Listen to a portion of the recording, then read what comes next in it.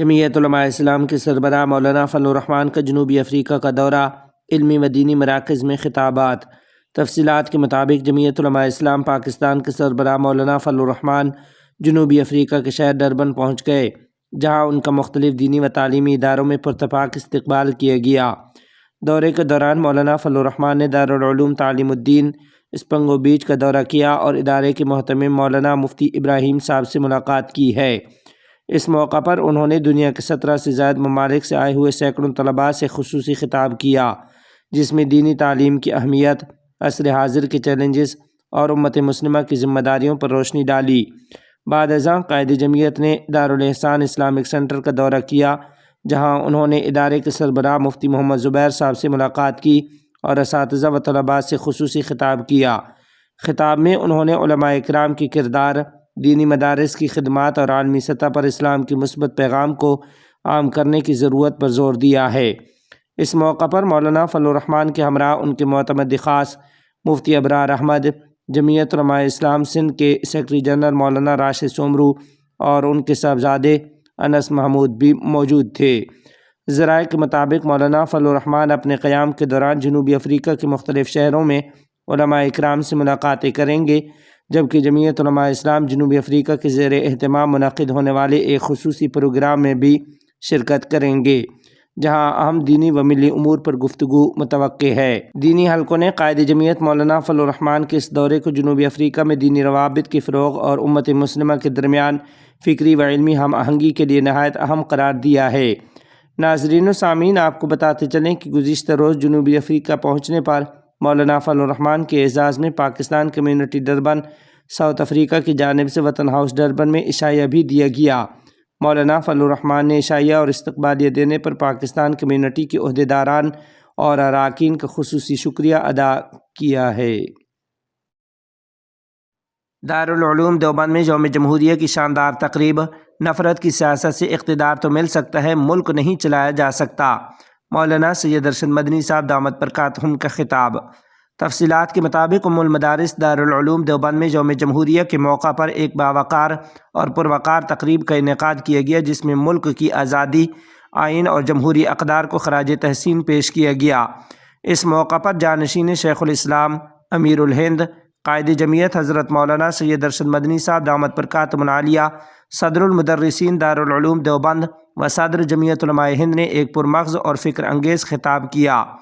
اپنے خطاب میں مولانا سید ارشد مدنی صاحب دامت برکاتہم نے موجودہ حالات پر روشنی ڈالتے ہوئے کہا کہ نفرت کی سیاست کے ذریعے اقتدار تو حاصل کیا جا سکتا ہے، لیکن اس کے ذریعے کسی ملک کو نہیں چلایا جا سکتا۔ انہوں نے کہا کہ ہندوستان کی اصل طاقت اس کے آئین، جمہوری نظام، بھائی چارے اور باہمی رواداری میں مضمر ہے۔ مولانا سید ارشد مدنی صاحب دامت برکاتہم نے اس بات پر زور دیا کہ یوم جمہوریہ ہمیں اس عہد کی یاد دہانی کراتا ہے کہ ہم آئین ہند کی پاسداری کریں، تمام شہریوں کو مساوی حقوق دیں اور نفرت، تعصب اور تقسیم کی سیاست کو مسترد کریں۔ انہوں نے کہا کہ دارالعلوم دیوبند ہمیشہ سے وطن پرستی، قومی یکجہتی اور آئینی اقدار کا علم بردار رہا ہے۔ تقریب میں اساتذہ، طلباء اور دیگر معزز شخصیات کی بڑی تعداد موجود رہی۔ حاضرین نے ملک کی سالمیت، امن اور ترقی کے لیے مل کر کام کرنے کے عزم کا اظہار کیا ہے۔ جامعہ دارالعلوم معین الاسلام ہاٹ ہزاری بنگلہ دیش اور رابطۃ المدارس کے سالانہ امتحانات پر امن ماحول میں اختتام پذیر۔ تفصیلات کے مطابق دارالعلوم ہاٹ ہزاری بنگلہ دیش مدرسہ کی سرپرستی میں قائم رابطۃ المدارس تعلیمی بورڈ اور جامعہ دارالعلوم ہاٹ ہزاری کے زیر اہتمام جاری 1446 اور 47 ہجری تعلیمی سال کے سالانہ امتحانات گزشتہ روز پورے ملک میں ایک ساتھ نہایت نظم و ضبط، اطمینان اور پرامن ماحول میں کامیابی کے ساتھ مکمل ہو گئے ہیں۔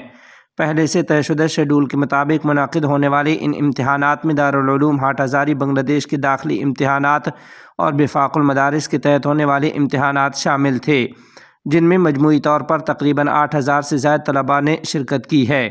امتحانی عمل کے دوران کسی بھی قسم کے ناخوشگوار واقعے کی اطلاع موصول نہیں ہوئی، جس پر دینی حلقوں نے اطمینان اور مسرت کا اظہار کیا ہے۔ امتحانات کی نگرانی بورڈ کے جنرل سیکرٹری اور دارالعلوم ہاٹ ہزاری کے محدث علامہ مفتی جسیم الدین اور امتحان کنٹرولر و محدث علامہ فرقان احمد نے کی۔ ان کے ساتھ بورڈ اور جامعہ کے دیگر ذمہ داران مرکز کے نگرانوں اور عملے کی مشترکہ کاوشوں سے امتحانی نظام نہایت خوش اسلوبی سے مکمل ہوا۔ امتحانات کے اختتام کے بعد مختلف امتحانی مراکز کے دوروں کے دوران یہ بات سامنے آئی کہ طلباء، والدین اور متعلقہ حلقوں میں مجموعی طور پر اطمینان اور سکون کی فضا پائی جاتی ہے۔ امتحانات کے بعد بڑی تعداد میں طلباء اپنے آبائی علاقوں کی جانب روانہ ہونا شروع ہو گئے ہیں۔